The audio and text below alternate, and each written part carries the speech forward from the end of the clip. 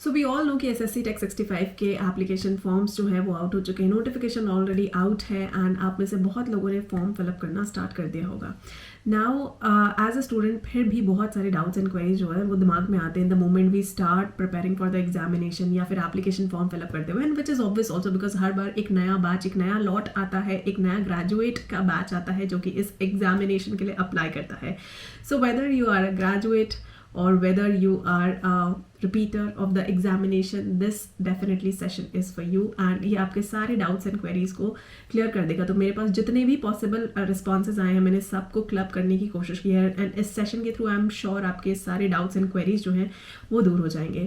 तो सबसे पहले बात करते हैं, पहला क्वेश्चन आया है कि what are the engineering streams eligible for SSC tech entry. तो जितने भी इंजीनियरिंग ग्रेजुएट्स हैं उनको मैं बता दूँ कोई स्पेसिफिक स्ट्रीम नहीं है, आप सब इस एग्जामिनेशन में यानी सारे टेक्निकल इंजीनियरिंग ग्रेजुएट्स एग्जामिनेशन में अप्लाई कर सकते हैं अगर आपको डिफेंस सर्विसेज में अपना करियर बनाना है तो. Can a final year engineering students apply for SSC Tech? Definitely final engineering students apply कर सकते हैं. However, आपके नोटिफिकेशन में एक टाइम फ्रेम होगा जब आपको आपके फाइनल ईयर की मार्कशीट यानी फाइनल सेमेस्टर की मार्कशीट को सबमिट करना होगा. अगर आप उस कैटेगरी में फॉलो आउट करते हैं तो आप श्योरली अप्लाई कर सकते हैं. Is there any relaxation in age criteria? जी नहीं, रिजर्वेशन यहाँ पे नहीं होता है और एज क्राइटेरिया में कोई रिलैक्सेशन नहीं है. 20 to 27 is the years that is allowed for this particular entry. Are married candidates eligible for this entry? Not at all. No married candidates are eligible for this entry. What are the documents that are required for widow of defense personnel?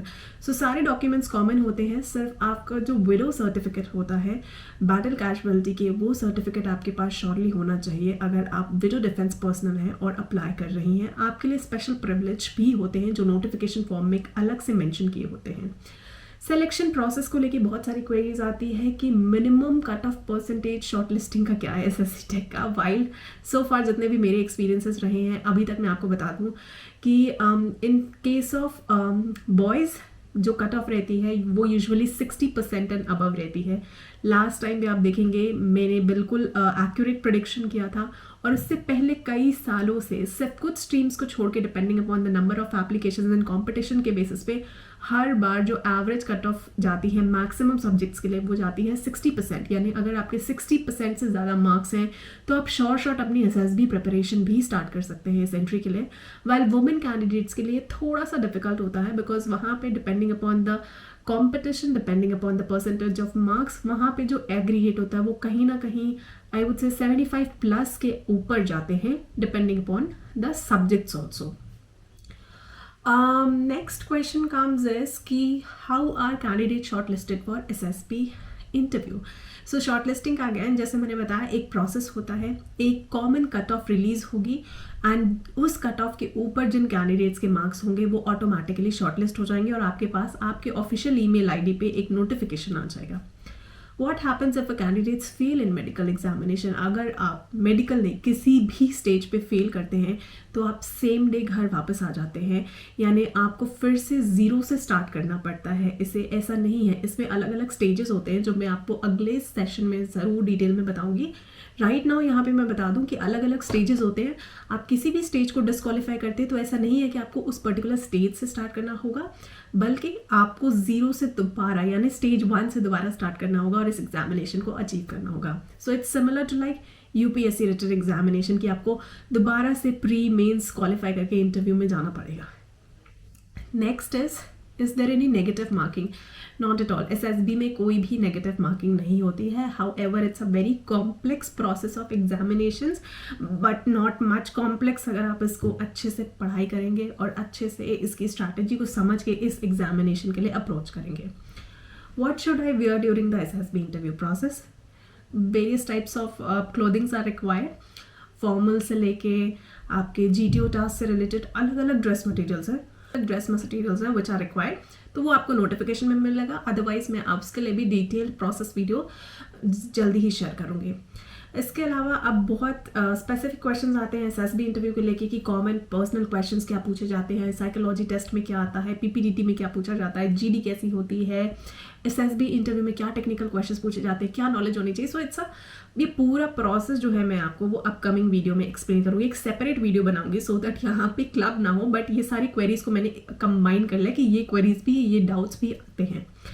अब training से related भी queries आते हैं, because obviously बात है कि जब हम करियर बनाने का सोचते हैं तो हम सोचते हैं कि उसका आगे हम एक विजन, लॉन्ग साइड विजन हमारे पेरेंट्स सोचते हैं, हम सोचते हैं कि आगे क्या होने वाला है, तो ट्रेनिंग कहाँ होती है, ट्रेनिंग में क्या बेनिफिट्स मिलते हैं, ये पूरा डिटेल भी मैं इस पर अलग से वीडियो बना दूंगी एंड बहुत ब्रीफ में इस चीज़ को एक्सप्लेन करूंगी। बट ट्रेनिंग आपकी 49 वीक्स की होती है, ओटीए में होती है, और आप परमानेंट कमीशन, ये बेसिकली शॉर्ट सर्विस कमीशन होती है और 4 साल तक और एक्सटेंड कर सकते हैं, तो टोटल आपका 14 ईयर्स तक का सर्विस होता है। हाउएवर कुछ ब्रांचेस में परमानेंट भी पॉसिबल हो जाता है। 25% जो है वो टोटल रिजर्वेशन परमानेंट में शिफ्ट हो जाता है, क्योंकि अभी बीच में सुप्रीम कोर्ट से नया लॉ आया था, कुछ डिपार्टमेंट में परमानेंट्स भी सर्विस कर दी गई है, but that depends upon departments to departments.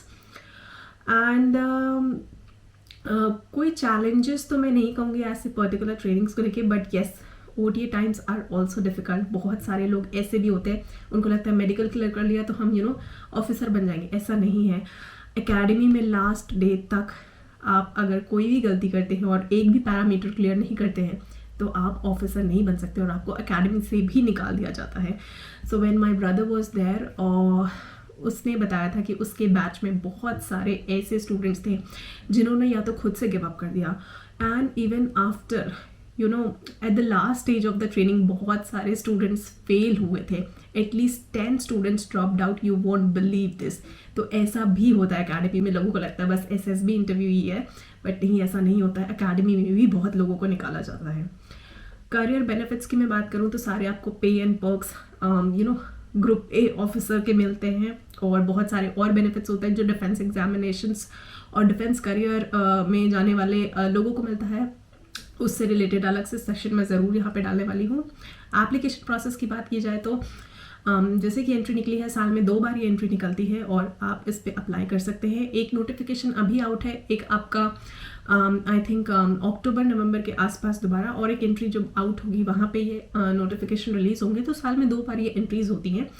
इस बार साल का फर्स्ट पार्ट में 65 निकला है, इसके बाद 66 भी जल्दी आपको मिल जाएगा। जैसे मैंने बताया, कोई एप्लीकेशन फ़ीस नहीं होती है, आपको डायरेक्टली जाके जॉइन इंडियन आर्मी की वेबसाइट पे अप्लाई करना होता है ऑफिसर्स लॉगिन सेक्शन में, और आप अपना एप्लीकेशन फॉर्म जब फाइनल सबमिट कर देते हैं तब आप एडिट नहीं कर सकते। तो मेक श्योर कि आप एप्लीकेशंस को आराम से फिलअप करें सो दैट आप कोई मिस्टेक ना करें।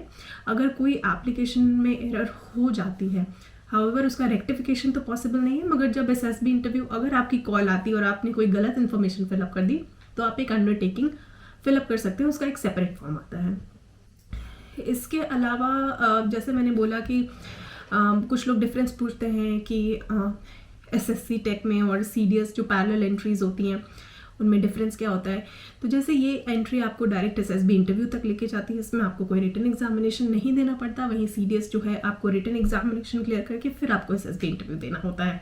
तो ये बेसिकली कुछ common queries and common questions थे जो एसएससी टेक एंट्री से रिलेटेड थे। आई होप आपको इसमें काफ़ी डाउट्स एंड क्वेरीज क्लियर हो गए होंगे। अगर अभी भी आपके डाउट्स एंड क्वेरीज हैं तो आप डेफिनेटली कमेंट्स करके मुझे अपने और क्वेश्चंस बता सकते हैं। मैं कोशिश करूंगी कि क्लब करके और लेके आऊँ, और आप बने रहिए गवर्नमेंट क्रैकर्स के यूट्यूब चैनल के साथ। गवर्नमेंट क्रैकर्स का टेलीग्राम चैनल जाके ज्वाइन करिए, जहाँ पे आपको ये सारा गाइडेंस एंड जो भी अपडेट्स एंड नोटिफिकेशंस है, ना ही सिर्फ एसएससी टेक बट इसकी पैरेलल एंट्रीज और भी करियर ऑप्शंस के डिफेंस से रिलेटेड एसएसबी की प्रिपरेशन, वो सब आपको वहाँ पे मिलने वाला है। तो I hope this video was informative for you and आपके डाउट्स एंड क्वेरीज सॉल्व हुए हैं। With this motive I come to an end. Hope a good day and Jai Hind to everyone. Bye bye.